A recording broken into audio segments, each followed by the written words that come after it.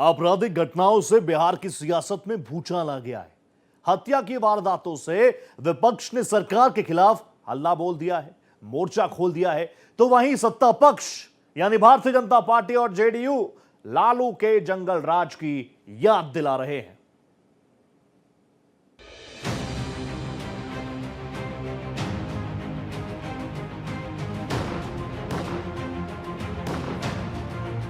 बिहार की राजधानी पटना एक बार फिर ताबड़तोड़ फायरिंग से गूंज उठी। वकील की दिन दहाड़े हत्या से पटना में सनसनी फैल गई। अपराध कर्मियों के द्वारा उन्हें गोली मारी गई। उसके बाद उन्हें उपचार के लिए पीएमसीएच ले जाया गया, जहां उपचार के दौरान उनकी मृत्यु हो गई। परिवार वालों के द्वारा बताया गया है कि वो रोज करीब इसी समय यहाँ आसपास में कहीं चाय पीने आते थे। आज भी चाय पीने आए थे और वापस लौटने के क्रम में अपराध कर्मियों द्वारा उन्हें गोली मारी गई और उसके बाद इलाज के क्रम में उनकी मृत्यु हुई। घटनास्थल पर से ये 3 खोखा बरामद हुआ है। बिहार में बढ़ती आपराधिक घटनाओं से सियासत में भूचाल आ गया है। विरोधी दलों ने सुशासन बाबू को निशाने पर लिया। देखिए, बिहार का जो कानून व्यवस्था पूरे तरीके से चरमराया हुआ है। यहाँ तक कि जो नीतीश कुमार जी है पूरे तरीके से शिथिल पड़ चुके हैं, कोमा में जा चुके हैं, उनसे सरकार चल नहीं रही है। जिसका कारण है कि पूरे तरीके से जो अपराधी है खुलेआम बिहार में, पटना में खुलेआम तांडव मचा रहे हैं और सरकार और प्रशासन के लोग पूरे तरीके से लिप्त हैं। सरकार बेलगाम हो चुका है। सरकार बहुत जल्दी गिरने वाला है चुनाव के बाद। कांग्रेस बिहार में अपनी खोई हुई जमीन तलाशने में जुटी है। बदमाशों के बुलंद हौसलों से कांग्रेस को संजीवनी मिल गई है। अपने परिवार में अपना लड़का को मारा। पहले उस घटना हुआ तो बोला कि 5 भाई को मार देंगे। राहुल गांधी खुद मैदान में डटे हुए हैं। उन्होंने पूर्णिया कांड के पीड़ितों से फोन पर बात की। पटना से लेकर सीतामढ़ी दहल रहे हैं। हत्या की वारदात से अफरा तफरी का माहौल है। इसने नीतीश खेमे में बेचैनी बढ़ा दी है। भाई भाई में हो जाता है जमीन के लिए झगड़ा, डिस्प्यूट प्रॉपर्टी के लिए हो जाता है, लेकिन ऑर्गेनाइज क्रिमिनल गैंग कुछ कर रहा है, ये हिम्मत बिहार में किसी की नहीं है। काला शीशा चढ़ा करके और बंदूक का नाल निकाल करके घूमे, ये बिहार में किसी की हिम्मत नहीं है। और कानून का राज है यहाँ पर नीतीश जी के नेतृत्व में। बीजेपी पूरी तरह से नीतीश कुमार के बचाव में उतर आई है। बीजेपी लालू यादव के जंगल राज की याद दिला रही है। व्यक्तिगत झगड़े में कोई हत्या हो रही है, ये सरकार को रोकना थोड़ा कठिन है, लेकिन किसी भी ऑर्गेनाइज क्राइम को बिहार में नहीं होने दिया जाएगा, ये स्पष्ट है। अब बीजेपी की चाहे जो दलील हो, लेकिन हत्या की बढ़ती वारदातों से नीतीश कुमार जरूर बैकफुट पर हैं। विधानसभा चुनाव के बीच सुशासन बाबू के लिए अच्छे संकेत तो बिल्कुल भी नहीं है। Bureau report, Bharat express. Bihar में हर दिन क्राइम का ग्राफ बढ़ रहा है। पिछले 24 घंटों में बिहार में कम से कम 6 लोगों को मौत की नींद सुला दिया गया। एक दिन पहले भी कम से कम 4 हत्याएं हुई थी। विपक्ष के हमलों से परेशान सरकार ने अब अपराधियों को यूपी की तर्ज पर बुलडोजर एक्शन लाने की बात कही है। बिहार में कानून व्यवस्था एकदम ध्वस्त हो गई है। हर दिन 4-6 हत्याएं हो रही हैं। सरकार का दावा है कि ये सब आपसी रंजिश की घटनाएं हैं, जबकि संगठित अपराधों पर पूरी तरह से रोक लग चुकी है और जो अपराध आपसी रंजिश में हो रहे हैं उन पर एक्शन तुरंत हो रहा है। बिहार में सुशासन है, कोई ऑर्गेनाइज क्राइम नहीं है। अब है क्या कि कुछ विरोधी को सिर्फ ये लगता है कहीं घटना घटी, घटना का कारण भी जानो। खेमका जी का हत्या हुआ, पूरे मीडिया ने हाय तौबा मचा दिया, लेकिन वो नहीं जानने का कारण नहीं पता करते हैं कि भाई 72 घंटे में पुलिस ने आइडेंटिफाई कर दिया। पुलिस का काम यह है। व्यक्तिगत झगड़े में कोई हत्या हो रही है, ये सरकार को रोकना थोड़ा कठिन है। पिछले 12-13 दिनों में करीब 40 हत्याएं हो चुकी हैं। हालात सबसे ज्यादा खराब पटना में लग रहे हैं, जहां रविवार को भी 2 हत्याएं हुई। सुल्तानगंज थाने के पास वकील जितेंद्र महतो की गोली मारकर हत्या कर दी गई। वहीं दुकानदार विक्रम झा की भी हत्या हुई है। नालंदा में 58 वर्षीय किसान किशोरी यादव की हत्या हुई है। सीतामढ़ी में 24 घंटे में हत्या की दूसरी वारदात हुई, जहां चाकू मारकर एक किसान की हत्या कर दी गई। इसके अलावा सारण में एक टीचर की गोली मारकर हत्या कर दी गई, तो वहीं समस्तीपुर में एक नाबालिग की गला रेतकर हत्या कर दी गई। आरजेडी नेता तेजस्वी यादव का कहना है कि बिहार में लोगों को घरों से निकलने में भी डर लगने लगा है। भयावह स्थिति है बिहार में। टीचर की हत्या होती है, इंजीनियर की हत्या होती है, डॉक्टर की हत्या होती है, वकील साहब की हत्या होती है, व्यवसायिकों की हत्या होती है, ठेकेदारों की हत्या हो रही है, बच्चियों के साथ गैंगरेप हो रहा है, कोई सुरक्षित नहीं महसूस कर रहा है। ये स्थिति बनी हुई है। बीजेपी नेताओं की हत्या हो रही है, प्रतिनिधि जितने हैं जनप्रतिनिधि उनकी हत्या हो रही है, पुलिस की हत्या हो रही है। हम कहना चाहते हैं नरेंद्र मोदी जी क्यों चुप हैं? तेजस्वी यादव सीधे सीधे मुख्यमंत्री नीतीश कुमार और दोनों उप मुख्यमंत्री सम्राट चौधरी और विजय सिन्हा को जिम्मेदार बता रहे हैं। मुख्यमंत्री से तो अचेत अवस्था में है, उनसे तो बिहार संभाला नहीं जा रहा।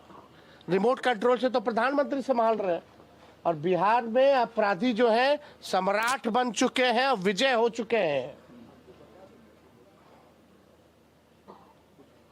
समझ रहे हैं बात को?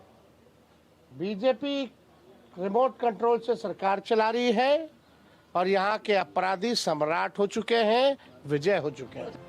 ये शायद पहली बार है जब बिहार में बढ़ते अपराधों के लिए तेजस्वी यादव ने सम्राट चौधरी और विजय सिन्हा को भी जिम्मेदार बताया है। उधर उप मुख्यमंत्री विजय सिन्हा ने तो ये भी ऐलान कर दिया कि जरूरत पड़ने पर अपराधियों पर एनकाउंटर और बुलडोजर एक्शन भी लिया जाएगा।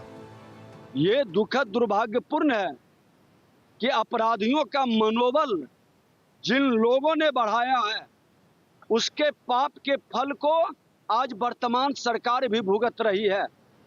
और सरकार संकल्पित है बिहार के मुख्यमंत्री नीतीश कुमार जी के नेतृत्व में कि अपराधी को बचने नहीं देंगे। हर हाल में जिस भाषा में समझेगा, समझाया भी जा रहा है। आप देख रहे हैं कि बुलडोजर की जरूरत पड़े या इनकाउंटर की जरूरत पड़े या उसके संपत्ति जब्त करने की जरूरत पड़े, अराजकता लाने वाले ये जो राजद के लोग हैं, जंगल राज के लोग हैं, उनके संरक्षण में ये वातावरण बढ़ रहा। हालांकि अपराधियों पर काबू पाने के उपाय करने के बजाय सरकार भी आरजेडी की पिछली सरकारों को दोषी ठहराने पर ज्यादा जोर दे रही है। ऐसे में अपराधी बेखौफ बने हुए हैं। Bureau report, Bharat express. Bihar में अपराधियों के बेलगाम होने पर सरकार आलोचना का शिकार तो हो ही रही है, लेकिन सरकार का कहना है कि आरजेडी ने ही अपनी सरकार में रहते अपराधियों के हौसले बढ़ाए थे और अपराधों के लिए आरजेडी ही जिम्मेदार है। बिहार में बढ़ते अपराधों के लिए आखिर जिम्मेदार कौन है? विपक्ष खासकर आरजेडी का कहना है कि पिछले 20 साल से तो ज्यादातर बीजेपी और जेडीयू की ही सरकार रही, तो अपराधों पर रोक लगाने की जिम्मेदारी एनडीए सरकार की ही बनती है। लेकिन सरकार उल्टे आरजेडी पर ही आरोप लगा रही है। अराजकता लाने वाले ये जो राजद के लोग हैं, जंगल राज के लोग हैं, उनके संरक्षण में ये वातावरण बढ़ रहा है। उसको हर हाल में खत्म करने का सरकार का संकल्प है। जवाब में आरजेडी का कहना है कि 20 सालों से राज कर रहे एनडीए की सरकार में अब बिहार के किसी को कोई परवाह नहीं। कोई सुनने वाला, देखने वाला बिहार में नहीं रहेगी। लोग जो है मारे जा रहे हैं, कोई सुनवाई, कोई कार्रवाई नहीं हो। लोग परेशान हैं, लोग सहमे हुए हैं। डेली गोलियां चल रही है, डेली किसी न किसी की हत्या हो रही है। कहाँ है प्रशासन, शासन, सुशासन? सब लोग अब इनको लग रहा है कि जाने वाले हैं, सब लोग लूट घसोट में लगा हुआ। बहरहाल राजनीतिक दल अपराधों के लिए जिम्मेदारी एक दूसरे पर डालकर भले ही अपना पल्ला झाड़ ले, लेकिन कुछ ही महीनों में चुनावों का सामना तो सभी दलों को करना पड़ेगा। तब जनता जरूर अपना फैसला सुनाएगी। आशुतोष कुमार, भारत एक्सप्रेस, पटना।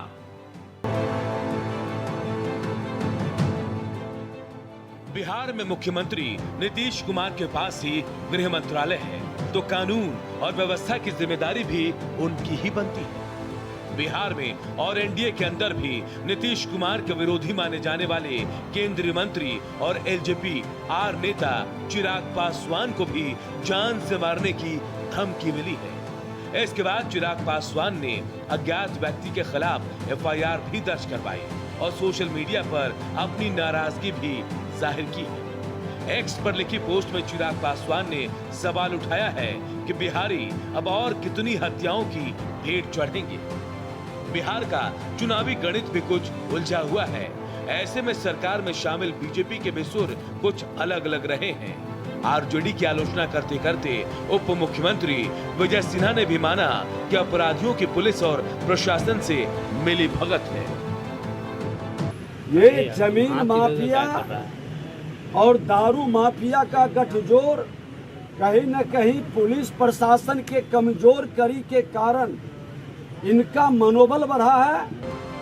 तेजस्वी यादव ने अपने हमले अब बिहार के दोनों उप मुख्यमंत्री यानी सम्राट चौधरी और विजय सिन्हा की तरफ मोड़ दिए हैं। ऐसे में उप मुख्यमंत्री भी अपनी सीमाएं बताने लगे हैं। देखिए, मेरा काम, मैं बिहार का वित्त मंत्री हूं। मेरा काम है नीतीश कुमार जी को हम लोग सहयोग करते हैं। नीतीश कुमार जी बिहार के मुख्यमंत्री हैं। बिहार में सुशासन है, कोई ऑर्गेनाइज क्राइम नहीं है। ऐसे में पूर्व डीजीपी अभयानंद ने पुलिस की नीति और कार्यप्रणाली पर गंभीर सवाल खड़े कर दिए हैं। उनका मानना है कि बिहार की पुलिस दो नावों पर सवारी कर रही है। आप अनुसंधान की पुलिसिंग चाहते हैं कि एनकाउंटर की पुलिसिंग चाहते हैं? डेफिनेशन आप क्लियर नहीं कर पा रहे हैं। परिभाषा आपकी पुलिसिंग की सही नहीं हो रही है। इन लोगों ने समझा था कि थोड़ा इसका कर देंगे, थोड़ा उसका कर देंगे तो ठीक चलने लगेगा। ये दोनों एक दूसरे का विरोधाभासी है। अगर हम अनुसंधान की पुलिसिंग करेंगे तो अनुसंधान की पुलिसिंग होगी। एनकाउंटर तो जहाँ आपके पास वेपन है, आपको कोई गोली मारेगा तो आप उस समय पुलिसिंग ढूंढिएगा कि अपने आप को बचाइएगा। पूर्व डीजीपी अभयानंद ने जो बात उठाई है वो निश्चित ही गंभीर मुद्दा है, लेकिन बिहार पुलिस की नीति इतनी जल्दी बदलती नहीं दिख रही, क्योंकि उप मुख्यमंत्री विजय सिन्हा ने इस बीच स्पष्ट कर दिया है कि अपराधियों को उनकी ही भाषा में समझाया जाएगा और जरूरत पड़ने पर एनकाउंटर और बुलडोजर एक्शन भी किया जाएगा। आशुतोष कुमार, भारत एक्सप्रेस, पटना। बिहार के फॉर्मर डीजीपी और नीतीश कुमार के सुशासन के बागडोर संभालने वाले अभयानंद की बात आपने सुनी, जिसमें उन्होंने साफ कहा कि पहले यह तय करना होगा कि पुलिसिंग अनुसंधान वाली चाहिए या फिर एनकाउंटर वाली।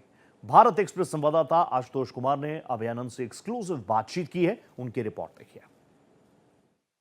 बिहार में लॉ एंड ऑर्डर हमेशा से बड़ा मुद्दा रहा है। यूं कहें कि विकास से भी बड़ा मुद्दा लॉ एंड ऑर्डर रहा है। शायद यही वजह है कि राबड़ी देवी के शासनकाल के दौरान जनता जिस अंदाज में लॉ एंड ऑर्डर सुधारने की बात करती थी, नीतीश कुमार ने 2005 में सरकार बनते ही लॉ एंड ऑर्डर को मुख्य मुद्दा बनाया और प्रायोरिटी बेसिस पे उस पे काम भी हुआ। और इस काम की जिम्मेवारी उस समय के तत्कालीन एडीजी अभयानंद जी को दिया गया, जो बतौर डीजीपी भी प्रॉपर तरीके से कई प्रयोगों के साथ लॉ एंड ऑर्डर पे काम किया। हमारे साथ पूर्व डीजीपी अभयानंद जी हैं। Sir, law and order Bihar का कितना बड़ा मुद्दा रहा है, और जब आप एडीजी लॉ एंड ऑर्डर या एडीजी मुख्यालय थे तो उस समय आपके कंधे पर लॉ एंड ऑर्डर की कितनी बड़ी जिम्मेवारी थी और कैसे कैसे आप आगे बढ़े?